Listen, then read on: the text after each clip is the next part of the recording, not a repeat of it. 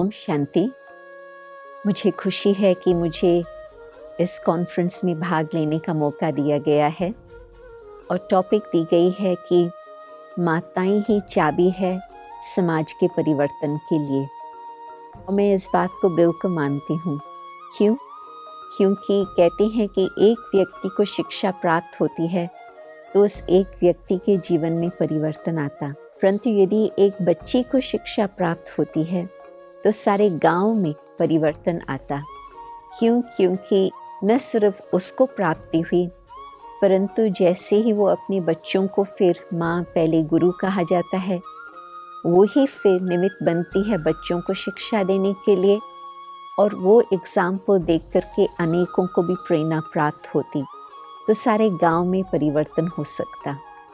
तो समाज के हिसाब से भी मैं देखूं कि कहते हैं कि समाज की स्टेटस का पता चलता है जबकि किस रीति से वो अपनी डिसएडवांटेज्ड लोगों के साथ व्यवहार करते हैं, विच मीन्स माताओं को जो आज तक सेकंड क्लास सिटीजन रखा गया है, उन्हों के साथ किस तरह से व्यवहार होता, और फिर साथ साथ बच्चों को या बुजुर्गों को।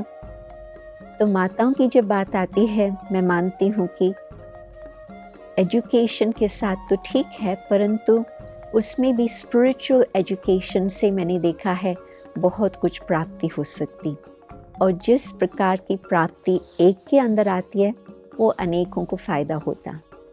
मैं खुद अपने घर का एग्जाम्पल बता सकती।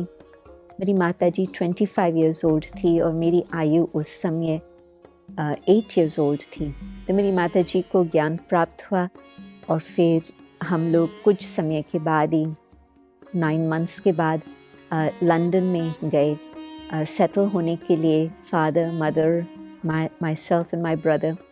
तो माताजी को ये जो ज्ञान प्राप्त हुआ था वो हम दोनों को, मुझे और मेरे छोटे भाई को, हर रोज़ रात्रि को बैठती थी और हमें थोड़ी सी स्पिरिचुअल नॉलेज की बातें सुनाती थी और हमको बताती थी कि बस अभी मन को शांत रख करके इस प्रकार का आप चिंतन करो। तो वो जो बीज आत्मा के अंदर पड़ा हुआ था, तो जब 11 साल के बाद when I was 19, फिर मैंने सोचा मुझे ये ही जीवन अपनानी है। तो प्रैक्टिकल में देखती हूँ कि she was ahead of her time.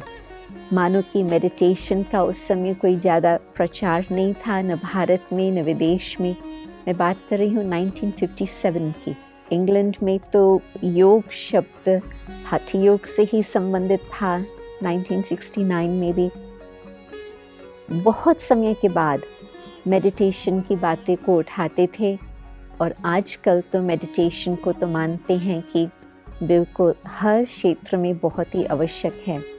तो मैं तो कहेंगी कि जिस माता ने मेरे अंदर वो संस्कार डाले स्पिरिचुअलिटी के, उस आधार पर मेरी जीवन तो बनी, परंतु अनेकों को भी वो प्रेरणा मिलती रही है।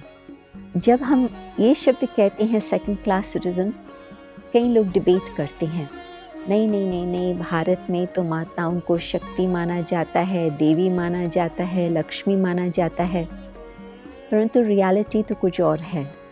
एक तरफ हम शक्तियों देवियों की पूजा करते हैं, परंतु दूसरी तरफ property ownership, economic status, education status, वो आप लोग मेरे से अधिक जानते हो कि इंडिया का किस प्रकार से रैंकिंग है माताओं के हिसाब से। वायलेंस की तो बात एक्सट्रीम है, मैं उस बात का ज़्यादा नहीं वर्णन करनी चाहती हूँ, ये सारे केसेस आप लोगों को मालूम है। परंतु परिवर्तन का आधार एक बहुत सूक्ष्म एक बात मैं बताती हूँ। दादी जान की जो मार्च तक तो अपनी संस्था की मुख्य रही, और उस एज में 104 में उन्होंने शरीर का त्याग किया इस वर्ष मार्च मास में। तो उन्हों की, आप सोचो कि उन्हों का जन्म हुआ था 1916 सिंध में। तो उस समय तो यूनाइटेड इंडिया था, पाकिस्तान इंडिया इकट्ठे ही थे, और हिंदू फैमिली सिंध के अंदर आज तक भी मैं देखती हूँ कि उस प्रोविंस में, सिंध प्रोविंस में, माताओं की रियलिटी है सेकंड क्लास सिटीजन्स। परंतु उस समय दादी जानकी को ऐसे अपने अंदर परमात्मा की लगन थी, परमात्मा के प्रति प्यार था, जो वो अनेकों के लिए भिन्न भिन्न प्रकार की सेवा करती थी। कईयों को जब बीमारी होती थी उन्हों को मदद करती थी प्रार्थना के द्वारा। कई लोगों को वेजिटेरियन का शिक्षा दे करके उन्हों को जीवन परिवर्तन करने में सहयोग देती थी। तो भिन्न भिन्न प्रकार से उसकी सेवा बचपन से ही चालू थी। फिर जबकि उन्होंने ये निर्णय किया कि मुझे अपनी स्पिरिचुअल लाइफ बनानी है, कोई भी सहयोग देने के लिए तैयार नहीं थे, परंतु जो अंदर की जो लगन थी उसने अपनी हिम्मत से सब कुछ भुलाकर अपने जीवन को परमात्मा के हवाले किया। तो उस समय की हिम्मत कितनी होंगी, जबकि दादी जानकी को सिर्फ 3 वर्ष एक्चुअल स्कूलिंग मिली थी। बाकी तो समय दादी ने अपनी स्पिरिचुअलिटी के हिसाब से ही अपनी शिक्षा प्राप्त की थी। तो हिसाब संसार के अनुसार अनएजुकेशन, नथिंग, कोई धन दौलत भी नहीं, परंतु दादी की विजडम हम देखते थे कि कुछ विचित्र थी। वो भी उसको भगवान के वरदान थे। और दादी हमेशा एक बात कहती थी, जो व्यक्ति अपने स्वमान में रहता उस व्यक्ति का स्वमान कोई भी छीन नहीं सकता। माताएं अथवा भाई अपने को खुद को पहचाने और अपने स्वमान की स्थिति में रहे, जो स्पिरिचुअलिटी द्वारा अथवा स्पिरिचुअल नॉलेज के द्वारा ही प्राप्त हो सकती। वो ये बात क्यों इतना वजन देती थी? उनका कहना ये होता था कि यदि कोई विक्टिम रहता, विक्टिम को ऑप्रेसर से कुछ चाहिए, और यदि विक्टिम को ऑप्रेसर से कुछ नहीं चाहिए, वो अपने को आज़ाद कर सकता। बहुत गहरी बात है, परंतु कुछ वर्ष पहले, ये तो जब दादी लंदन में रहती थी उस समय की बात है, 90s में दादी ने ये शब्द कहा। परंतु कदम कदम मैंने देखा है कि उस शब्दों में कितनी सत्यता है। आज यदि मैं अपने को स्वमान में रह करके अपनी हिम्मत से आगे बढ़ूं, तो कोई भी मुझे रोक नहीं सकता। I don't need to be a victim.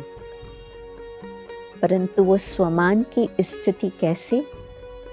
वो स्वमान की स्थिति आती है जब हम खुद को आत्मा समझे, इस देह से न्यारी मैं आत्मा हूँ, और आत्मा के अंदर जो अपने ओरिजिनल क्वालिटीज़ है, शांति, सत्यता, प्यार, पवित्रता और सुख, ये है आत्मा के निज गुण।